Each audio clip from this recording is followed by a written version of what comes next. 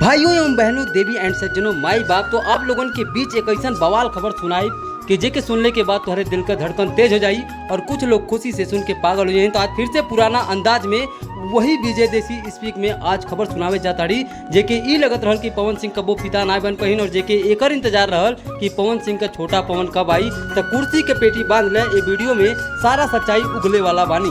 तो प्यारे दर्शकों, एक बार फिर से भोजपुरिया गलियारों में बड़ी खबर तैर रही है। क्या सच में पवन सिंह फिर से पिता बनने जा रहे हैं? तो इसका संदर्भ बता रहे हैं हम आपको। देखिए कि पवन सिंह पिता बनने जा रहे हैं, ऐसा न्यूज सुनने को मिल रहा है। तो इसकी सच्चाई इस वीडियो में बताएंगे। अब तो आगे बने रहिएगा।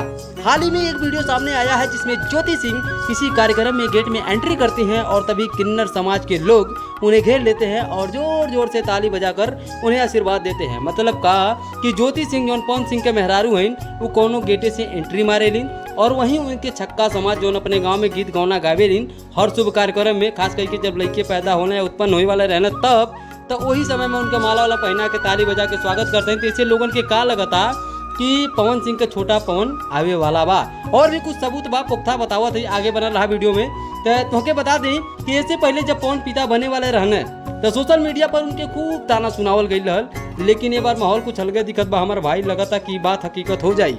हालांकि अभी तक कोई ऑफिशियल कंफर्मेशन नहीं बा, लेकिन पवन सिंह की ओर से और ना ही ज्योति सिंह की तरफ से कि पवन सिंह पिता बने वाला बाने और ज्योति सिंह माई। तो बन के हम बता दें कि खबर जरूर उड़त बा, लेकिन पवन सिंह के और पवन सिंह के मेहरारू के तरफ से ऐसा कोनो अपडेट नहीं बा। कहीं से दोनों जने के बीच में झगड़ा चलत बा, ऐसा सोशल मीडिया पे कुछ दिन पहले खबर उड़ल रहल। यहाँ तक बात समझ गई। अब चला आगे बताओ सही।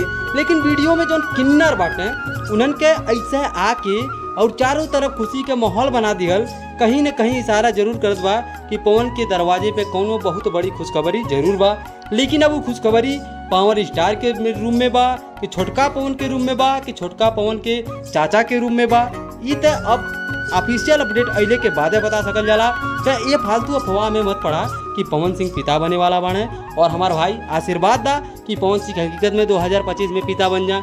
लेकिन हमारे ना लगा था कि power star, super star, power star, ढोड़ी स्टार पवन सिंह अभी पिता बन पे हिन। कहें से कि उनके मेहरारू के साथ संबंध है अच्छा नहीं है। छः को बिया कह के अभी भी वो रणुआ और अकेला घूमत हमें, लेकिन कोनो मतलब तो होला नहीं। तो फिर कैसे पिता बन जाए? पहले पिता बनने के लिए तालमेल बैठाना होता है और अच्छे से अपनी पत्नी के साथ समय व्यतीत करना होता है, तब जाके उत्पन्न होता है पौधा। ठीक है, ऐसे उत्पन्न होगा नहीं। तो ये जो खबर मिल रहा है सोशल मीडिया पे, आप लोग इसकी अफवाहों में और चुतियापों में ना पड़े। ये पूरी तरीके से हमारा झूठ बा भाई। तो आई थिंक कि विजय देसी स्पीक के माध्यम से तुम लोग के ये बात समझ में आ गई हुई। तो पवन भैया, अगर आपको पिता बनना है तो मेरे हिसाब से पवन के जो भी चाहने वाले हैं वो कहें कि पहले एक अच्छा जीवन साथी रहें, उसके बाद अपने आप पौधा लग जाएगा मेरे हिसाब से। ठीक है, क्योंकि देखिए आपसी तालमेल सही ना रही तो कैसे काम चली। ठीक है, तो तालमेल सही होल बहुत जरूरी होला और ओकरे खातिर आप लोगों के पता होई, अक्षरा हो गई, ज्योति सिंह हो गई, नीलम हो गई और भी तमामों हिडन भी बाटन कितना पता ना बा। ठीक है, तो करे लिए सबसे पहले एक अच्छा जमीन चाहिए और जमीन के साथ ही एक अच्छा फसल उत्पन्न की जा सकती है।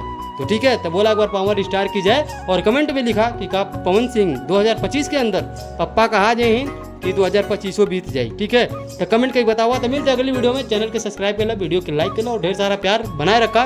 तो मिलते हैं। नमस्ते, प्रणाम, जय हो चाचा।